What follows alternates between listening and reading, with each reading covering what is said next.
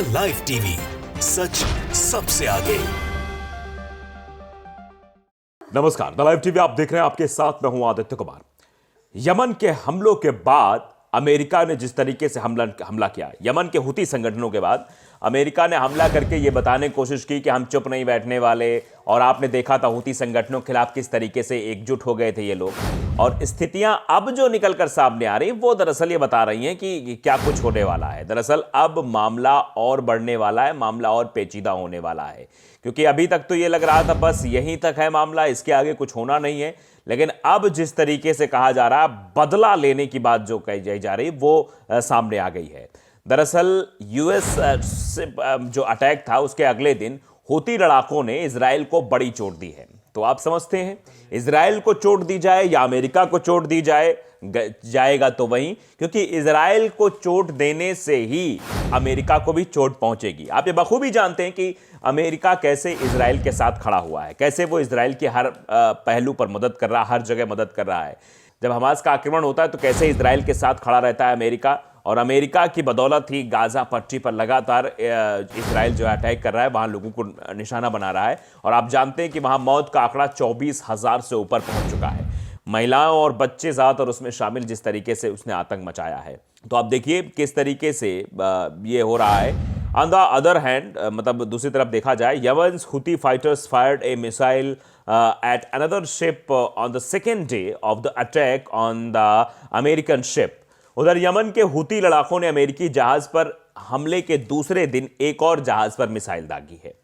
तो अमेरिका पर तो दागा ही, और किस पर दागा है यह भी आप जानते हैं, इजराइल पर दागी है।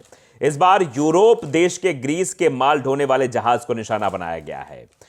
This time a ship carrying, जो ले जाती है, carrying goods from the European country Greece was targeted, यानी सीधे तौर पर निशाना बनाया गया। तो ये आप समझ सकते हैं किस तरीके से अटैकिंग मोड अभी और बढ़ने वाला है, और चीजें होने वाली हैं, और ये मसला अभी और बढ़ने वाला भी है। हुती का अमेरिकी जहाज पर ड्रोन हमला, अदन की खाड़ी में जेनेको पिकार्डी को बनाया निशाना। तो अमेरिका पर तो हमला किया ही, साथ ही अमेरिका के साथ साथ इजराइल पर भी हमला किया, और भी जो उसके सहयोगी हैं, और भी जो देश यूएन पहुंचे थे, जो हुती को खिलाफ पहुंचे थे, जो यमन के खिलाफ पहुंचे थे, वो सब भी। हुती विद्रोहियों ने अदन की खाड़ी में एक अमेरिकी जहाज को निशाना बनाया है। अमेरिका की ओर से हुतियों को आतंकवादी संगठनों की सूची में डालने के कुछ घंटे बाद ही यह हमला हुआ। यानी वो कह रहे हैं कि इनको आतंकवादियों की सूची में डाला जाए, मामला यूएन तक पहुंचाया गया। तरह तरह की बात अमेरिका के द्वारा कही गई। अमेरिका के साथ साथ जो अन्य देश थे उनके द्वारा भी ऐसी टिप्पणियां की गई। हुती विद्रोहियों ने बुधवार को कहा कि उन्होंने यमन के पास अमेरिकी जहाज पर ड्रोन से हमला किया। United kingdom maritime trade operations यानी कि यूकेएमटीओ सुरक्षा एजेंसी ने कहा कि अदन की खाड़ी में एक ड्रोन ने जहाज को निशाना बनाया है। हुती सैन्य प्रवक्ता याग्या सारे ने कहा कि उनके नौसैनिक बलों ने अदन की खाड़ी में मिसाइलों और ड्रोन से एक अमेरिकी जहाज जेनेको पिकार्डी पर हमला किया। यहाँ ने कहा कि फिलिस्तीनी लोगों के समर्थन और हमारे देश के खिलाफ अमेरिकी और ब्रिटिश आक्रामकता के जवाब में हमारी नौसेना ने अदन की खाड़ी में जेनेको पिकार्डी को निशाना बनाकर सटीक और सीधा हमला किया है। हुती प्रवक्ता ने कहा कि हमारी सेना यमन की रक्षा करने और उत्पीड़ित फिलिस्तीनी लोगों के समर्थन के अधिकार के तहत अरब सागर और लाल सागर में दुश्मन जहाजों को निशाना बनाने में संकोच नहीं करेगी। यह सीधे तौर पर हुती का कहना है कि हमारी सेना यमन की रक्षा करने और उत्पीड़ित फिलिस्तीनी लोगों के समर्थन के अधिकार के तहत हम अरब सागर और लाल सागर में जहाजों को निशाना बनाते रहेंगे, और बिल्कुल भी इसमें संकोच नहीं करेंगे, ना डरेंगे ना हटेंगे। हम साफ कर देना चाहते हैं केवल इजरायली जहाजों या इजरायली बंदरगाहों की ओर जाने वाले जहाजों को निशाना बनाते हैं। यानी जो भी जहाज इजराइल जाता है या इजरायली बंदरगाह की तरफ जाता है, उन्हीं जहाजों को हम टारगेट करते हैं, उन्हीं को निशाना बनाते हैं। हमारा सैन्य अभियान तब तक जारी रहेगा जब तक इजराइल गाजा पट्टी के फिलिस्तीनी क्षेत्र पर हमले और घेराबंदी को बंद नहीं कर देता। तो जब तक ये इजराइल वहां गाजा पट्टी में हमले नहीं बंद करेगा, गाजा पट्टी में अपना सैन्य अभियान नहीं बंद करेगा, तब तक हमारा ये हमला इजराइल के साथ साथ जिन भी देशों का संबंध है, जो इजराइल की तरफ जो जहाज जाएंगे, इजरायली बंदरगाह की तरफ जाएंगे, उन सभी को हम नष्ट करने में बिल्कुल भी हिचक नहीं करेंगे। हुतियों की ओर से यह हमला और बयान अमेरिकी द्वारा बुधवार को हुती समूह को आतंकवादी संगठन के रूप में फिर से नामित करने के बाद आया है। दरअसल यह जवाब दिया गया, यह पलटवार किया गया है, जो आधिकारिक तौर पर 30 दिनों में प्रभावी होगा। अमेरिकी राष्ट्रीय सुरक्षा सलाहकार जेक सुलिवन ने एक बयान में कहा है कि यह फैसला हुतियों की लगातार धमकियों, लाल सागर और अदन की खाड़ी में सक्रिय अंतर्राष्ट्रीय समुद्री जहाजों पर हमलों के चलते लिया गया है। जनवरी 2021 में ट्रंप प्रशासन ने हुतियों को एक आतंकवादी समूह नामित किया गया था। फरवरी 2021 में जो बाइडेन प्रशासन ने इस निर्णय को रद्द कर दिया था। जो बाइडेन ने कह दिया था नहीं भाई, हुती एक आतंकवादी संगठन नहीं है, और फिर से उसी दिशा में काम करने की कोशिश जो है जो बाइडेन द्वारा की जा रही है। तो अब आगे क्या होगा ये आप भली बात समझते हैं, और इसी का ये जवाब देने के लिए अमेरिका को चेतावनी के लहजे में बताया गया। अमेरिका और इजराइल दोनों के लिए मुसीबत है, और उन देशों के लिए भी मुसीबत है जो इजराइल से संपर्क रखते हैं, जो इजराइल की मदद करने की बात करते हैं, जो इजराइल से संपर्क साधने की बात करते हैं। दरअसल आप जानते हैं कि अमेरिका ने भी बमबारी की है, और उससे अमेरिका को लगातार जवाब देने के लिए भी बमबारी की जा रही है।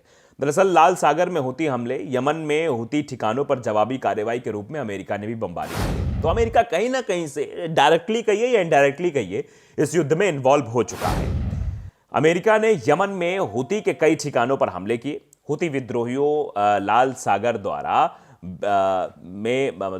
लाल सागर में व्यापारिक जहाजों पर किए जा रहे हमलों के जवाब में अमेरिका ने यह बमबारी की है। अमेरिकी अधिकारियों ने नाम ना छापने की शर्त पर रॉयटर्स को इस बारे में जानकारी दी। हालांकि कितने ठिकानों पर हमले किए गए, कितनी मिसाइलें दागी गई, यह फिलहाल अभी सामने नहीं आया है। इसकी कोई जानकारी अभी तक सामने नहीं आई है। आपको बता दें कि हुती यमन का एक मिलिशिया संगठन है जो यमन के अधिकांश इलाके को नियंत्रित करता है। संयुक्त राज्य अमेरिका ने बुधवार को यमन स्थित हुती संगठन को फिर से आतंकवादी समूहों की सूची में डाल दिया। अमेरिकी राष्ट्रीय सुरक्षा सलाहकार जेक सुलिवन ने एक बयान में कहा कि यह फैसला हुतियों की लगातार धमकियों, लाल सागर और अदन की खाड़ी में व्यापारिक जहाजों पर हमलों के चलते किया गया फैसला है। अमेरिकी सेना ने बुधवार को कहा था कि यमन में हुती विद्रोहियों ने अदन की खाड़ी में एक ड्रोन से एक अमेरिकी जहाज को निशाना बनाया था। बीते कुछ दिनों पहले हुती विद्रोहियों ने अदन की खाड़ी में अमेरिकी जहाज एमकी जेनेको पिकार्डी पर हमला किया था। इसकी जानकारी यमनी सशस्त्र बलों के प्रवक्ता याहवा ने दी थी। आपको बता दें कि लाल सागर में हुती विद्रोहियों की ओर से कई व्यापारिक जहाजों पर हमला किया गया।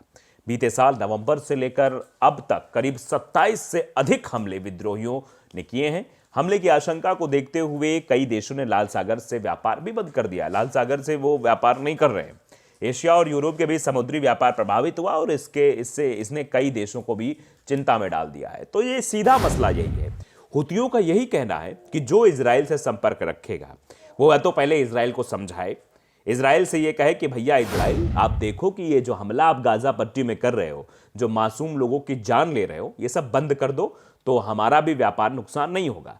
लेकिन इसकी पहल करने के लिए कोई भी देश सामने नहीं आ रहा। हाँ, बातें बड़ी बड़ी हो रही हैं। अमेरिका भी मदद करने के लिए सामने आ गया था, लेकिन अब अमेरिका की इजराइल नहीं सुन रहा है, तो अमेरिका इस पर कोई रिएक्शन नहीं दे रहा है। जबकि अमेरिका को चाहिए कि इसकी नैतिक जिम्मेदारी लेते हुए अमेरिका जो है इजराइल को समझाए, इजराइल को डांटे डपटे कि ये सब बंद करो, जो तुम लगातार फिलिस्तीनी लोगों को मार रहे हो, महिलाओं और बच्चों को मार रहे हो। तो ये तो बनता नहीं है अमेरिका से कहना। इसीलिए समस्या अभी बनी हुई और समस्या आगे भी ऐसी ही बनी रहेगी। और युद्ध में अब सभी लोग कहीं ना कहीं इन्वॉल्व होते हुए नजर आ रहे हैं। सभी देश, समझ सकते हैं आप। द लाइव टीवी को अगर आपने सब्सक्राइब नहीं किया, जरूर करिए, बेल आइकन दबाइए ताकि सच खबरें आप तक पहुंचती रहें। नमस्कार। द लाइव टीवी, सच सबसे आगे।